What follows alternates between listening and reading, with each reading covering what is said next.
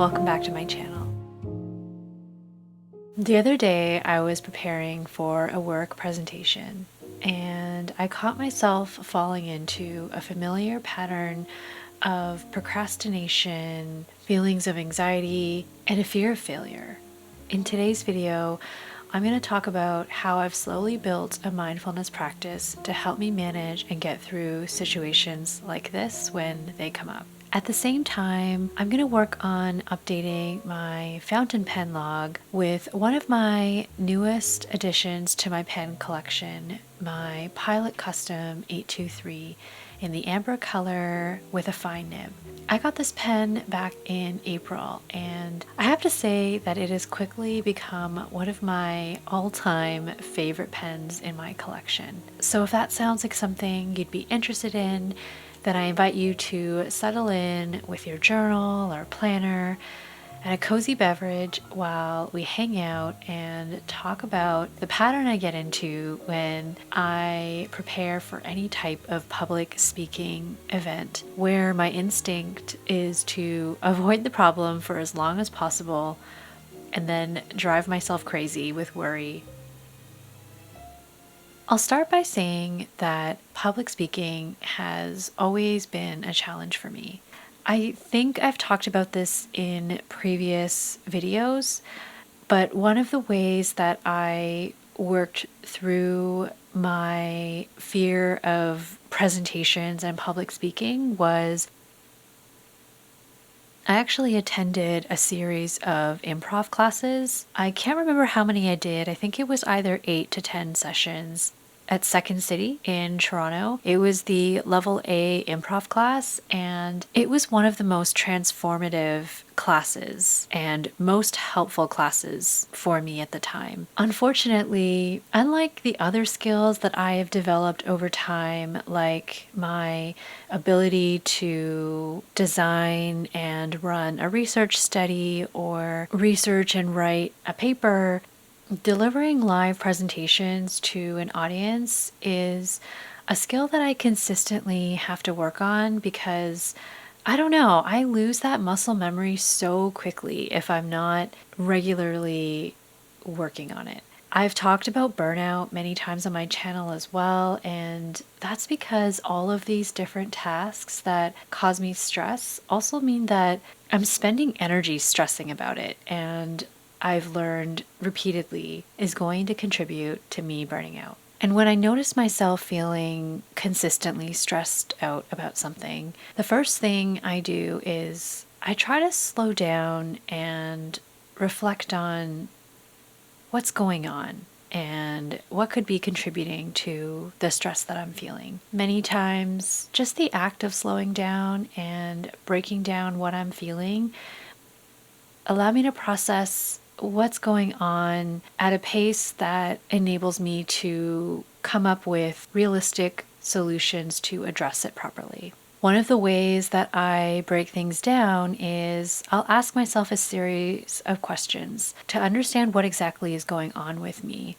And using my Hobonichi Weeks health and wellness tracker is still one of the first places that I will refer to when I'm doing my reflection. So I track my mood, I track my sleep, and I also take a lot of notes around how I'm feeling and what events in my life could be causing me to either feel really happy or potentially feel not so great. For example, over the last few weeks, we have been experiencing a very hot and humid summer, and that has caused my eczema to go crazy. So even managing my eczema on a daily basis has been adding a lot of stress to my life.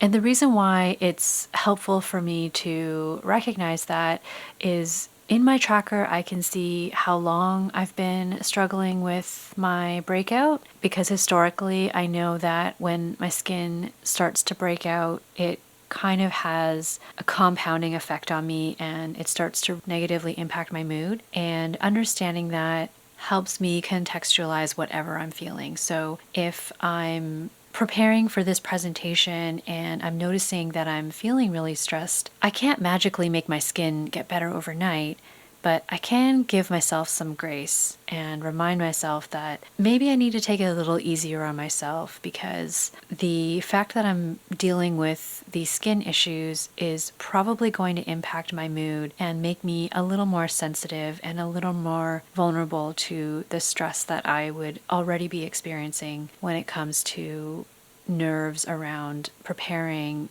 and delivering this presentation.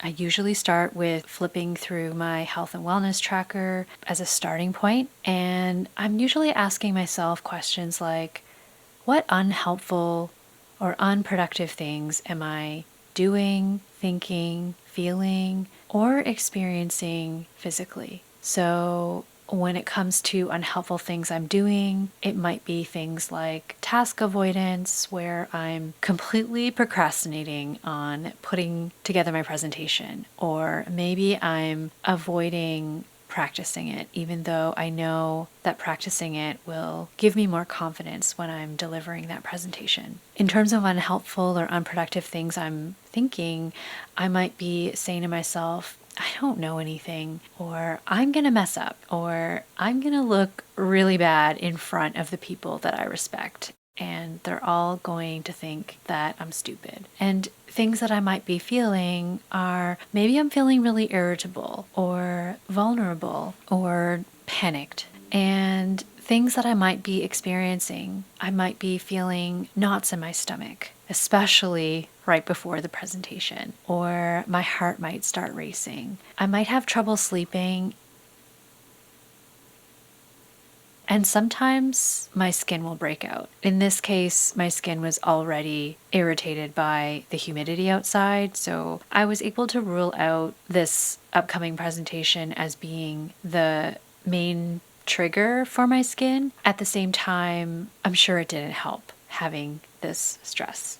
Another thing that I like to consider is how my ADHD might be contributing to my overall anxiety or stress in the lead up to this presentation. So knowing that I can struggle to stay focused on a task, especially when it's one that I'm dreading, can cause even more anxiety, because this lack of focus results in me dragging the task out and having it take up so much more time than necessary. I end up getting stuck in this loop of taking what feels like way too long to work on something. Like if I have a week until the presentation, I might take the whole week to work on it because I'm procrastinating and struggling with focus. Even though if you put pressure on me and said, presentation's actually due tomorrow, I would probably get it done in a day, even though it would exhaust me. Then I would feel guilty and anxious about how long this task is taking. And it's just a very reactive cycle. And it is a common experience among adults with ADHD. So it helps to know that this is kind of a typical cycle that someone with ADHD might experience when it comes to completing certain tasks efficiently. And while I know that it may be typical, it's still something that I want to factor in when I'm kind of doing an inventory on how I'm feeling. To help me work through anxiety or even something specific like this upcoming work presentation, I've been really leaning on my mindfulness practice to help me get through it. And especially with something like this where there's a clear start and end to the event. So after the presentation is done, I might feel a little residual anxiety and worry over how I performed or how it went. But with the actual event being over, the danger that I was perceiving myself to be in is also over until the next presentation. And I used to think of mindfulness and meditation as being one and the same. And if you look at my health and wellness tracker, I even have in my habits tracker a spot for meditation, because I truly want to build that muscle and develop a regular meditation practice. But it is really challenging for me to do. And sometimes I wonder why it's so important to me to do it, because the truth is there are actually a lot of ways that you can be mindful without having to fit into that idea of sitting still, closing your eyes, and meditating. So I've changed my stance on mindfulness, and over time I've developed different strategies to my practice to help me depending on the situation I'm in and what I think I'm needing at the time. I always choose my strategy or technique based on whatever unhelpful or unproductive things I'm noticing in myself. So, for example, with this upcoming work presentation, I noticed that I would fall into this pattern of me sitting down and trying to work on this presentation. I would try to break it into smaller steps, and I would try to give myself little milestones that felt like easy wins with a reward system baked in. Despite doing all of those things, every time I would sit down to work on this presentation or to research for it, I would say things to myself like, I don't know anything, and what's the point? Because I'm just going to mess up anyway due to my nerves. I'm not going to add any value to the team, and I'm going to waste everyone's time. So I end up sitting there saying these really unproductive thoughts over and over again in my head. And those are awful things to say to yourself. I'm still working on my inner critic and trying to quiet her down. But working through those thoughts and reframing things in a more sustainable way, I think that's a topic for another video. So I'm going to make the focus more about the actual upcoming event and what I can do to help me manage the event itself, as opposed to trying to rewire my brain and do that deeper work that really takes time and a lot of practice. So, as this event gets closer, something that typically happens to me is my body really starts to react because it's struggling to distinguish between what's real and what's perceived danger. It can't really tell the difference. And when it comes to calming my body down, that's actually where mindfulness can really come in and help. Let's talk quickly about mindfulness and what it is. A mindfulness practice is one that really keeps us in the present moment. You're not worrying about the future, you're not worrying about the past. And mindfulness practices have actually been around for a really long time, with origins in Buddhism and Hinduism. It was around 1979, 1980 where John Kabat-Zinn incorporated mindfulness techniques into a 10-week stress reduction and relaxation program that was initially developed for treating chronic pain among his patients. So I find it actually really interesting that it was repopularized in Western psychology as a way to help patients manage physical chronic pain. And over time, mindfulness has expanded to its effectiveness on treating psychological pain as well. So, a mindfulness practice is really intended to improve your ability to tolerate pain, whether that's physical or mental, emotional, and really minimize the effect it has on you.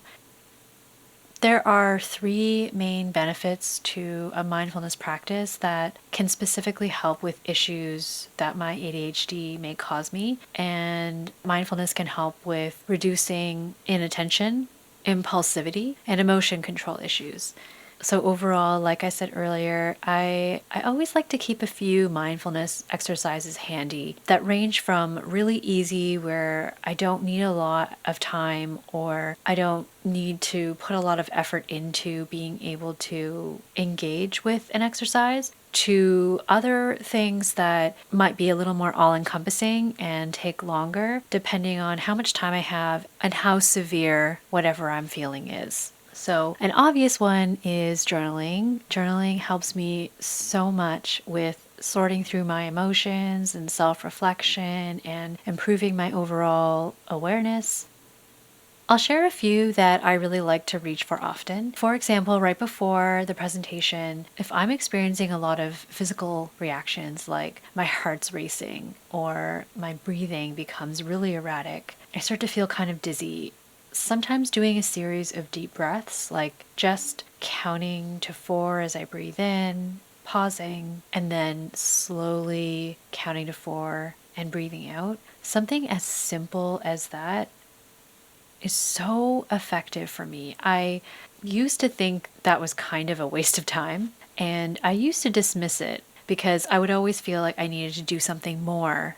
But focusing on taking deep breaths is just so simple. It's sometimes the most accessible thing for me to do in moments leading up to the actual presentation. I also do this right before really big interviews. Yeah, I'm a big fan. I do think there are limits to deep breathing. It's not a magical solution, but in the moment when I'm feeling very emotionally out of control or I'm feeling very stressed out for an event that is like happening imminently, deep breathing is something I always go to. 3 senses is another exercise that sometimes helps, sometimes doesn't. I think part of the reason why it doesn't sometimes is honestly because I don't practice it enough, and it's hard to quiet down the racing thoughts if I'm just kind of talking to myself.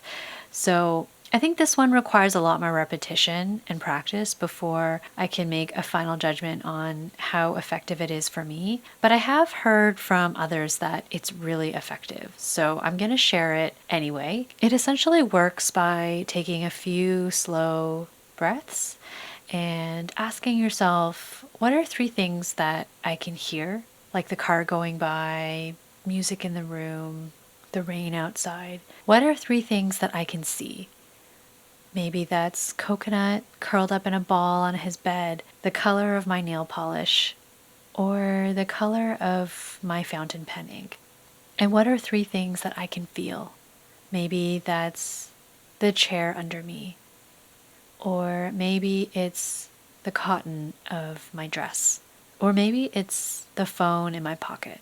I really like this one. It gives you something to focus on that you can do silently. So if I am in a room with a bunch of my colleagues, I might feel a bit weird taking really intentional deep breaths in front of all my colleagues, but I can look for 3 things that I can hear, see, and feel without making a big scene. So I do really like this exercise. I find that it is a good way to distract myself from unhelpful thoughts, especially, and it's not always as effective with calming down my nervous system as deep breathing is, but it's another one that I do like to reach for. Leaves on a Stream is one of my favorite mindfulness exercises. The only problem is it can be challenging to access on your own. Maybe I'm having trouble sleeping the night before because I'm feeling so nervous about an event the next day. Then I can pull out a visualization exercise like Leaves on a Stream, and it really is one of my favorites. Essentially, I imagine that I'm standing by a stream and watching water flow across it. I see some leaves floating on the stream, and I practice placing my thoughts, whether they're good or bad, on these imaginary leaves, and I watch them float away. This exercise is an acceptance and commitment therapy technique, which is a therapy that I've talked about as well in some of my other videos. It's one that I really like for working with ADHD, and it's designed to stay in the present moment and help me distance myself from all those thoughts that I'm having. And basically, it helps me move away from all that overthinking that I'm subjecting myself to. I like it best as a guided meditation where someone else is guiding me through this visualization. So I'll try to find a script that's publicly available, and if I do, I'll link it in the description section, and I would recommend having someone read it to you, or maybe playing one of those videos when you are needing something a little more substantial to help ground you. And if I'm battling impulsivity issues, then I might do something to change my behavior that is even more all-encompassing and active. Because sometimes my mind struggles to focus on meditative exercises like Leaves on a Stream, especially if I am, say, playing a recording of it it's a lot easier for me to pause the recording or get distracted compared to if someone is actually narrating the exercise for me. So I do find it depends on my mood and how willing I am to commit to something like leaves on a stream exercise. The impulse that I struggle with usually comes with persistent thoughts of wanting to do something else. So, when it comes to hobbies, it might mean that I'm battling the impulse to go down the rabbit hole and spend a lot of money exploring my new hobby while I'm feeling really excited about it. And my strategies or techniques for staying mindful when I'm recognizing this pattern in myself changes over time, mainly because I like to have some variety just to keep me engaged. I will say right now, what's really helping me keep my fountain pen collection in check. And note, I mean not static because it is changing, but I mean managed is this pen log that I'm working on. I love that it satisfies my creative side and it allows me to pay even closer attention to the pens that I already have. And it doesn't mean that I never give in to my desires. Like, I did purchase this pen after declaring that I didn't want to add anything to my collection in March. And I realized that that can sound like a contradiction to what I said earlier. But I'm human and sometimes I change my mind, and I did make the purchase decision after a lot of careful thought and research.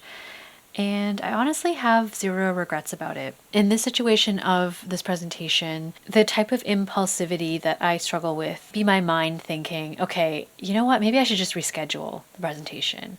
Or instead of working on this presentation that's happening in 2 days, maybe I'll just watch a bunch of TV instead or doom scroll on social media because that feels a lot better than working on this presentation. And examples of mindfulness strategies I might reach for would be to journal about the impulses I'm feeling, slow down my racing thoughts, and just acknowledge what I'm thinking about without actually acting on them. So maybe I just accept that I have an urge to reschedule the presentation or call in sick the next day. And my intention is I acknowledge that I'm having those thoughts and I accept that they're there, and maybe I even journal about them, but I don't act on them. I just let them be. Sometimes it means engaging in an activity that provides me a larger distraction. So that might mean going for a run, maybe doing yoga, because that requires like full commitment and concentration. So I sometimes find that can be more helpful for me because trying to sit still with my eyes closed, doing visualization exercises or body scans can be really hard sometimes. And honestly, sometimes I find getting my body just to take a few steps to doing something before my mind catches up is really effective at helping me minimize the overwhelm that I'm feeling.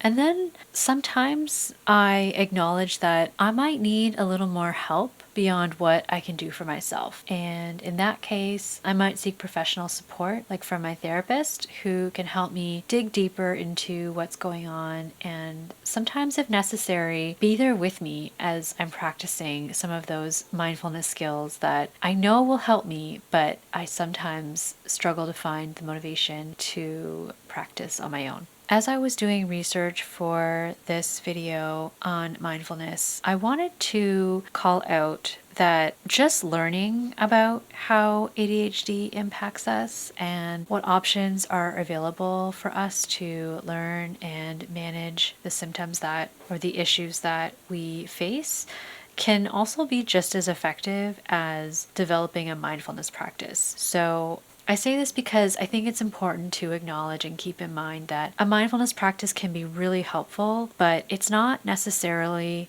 the only way that you can overcome and work through issues. It happens to be something that I have come to lean on and have put deliberate effort into developing, but it's not going to work for everybody. So if you try to do some guided meditations and you find that it doesn't even help you at all, then I encourage you to think of other ways that can keep you in the present moment and help you refocus your worries and thoughts from events that haven't happened yet in the future, or thinking about events that happened in the past that are maybe haunting you. There are other ways to distract yourself. There are other things that you can do to process and work through whatever you're going through. Think of mindfulness as something you can keep in your back pocket, and it's meant to help you, not cause you more stress. So if guided meditation doesn't work, try going for a run.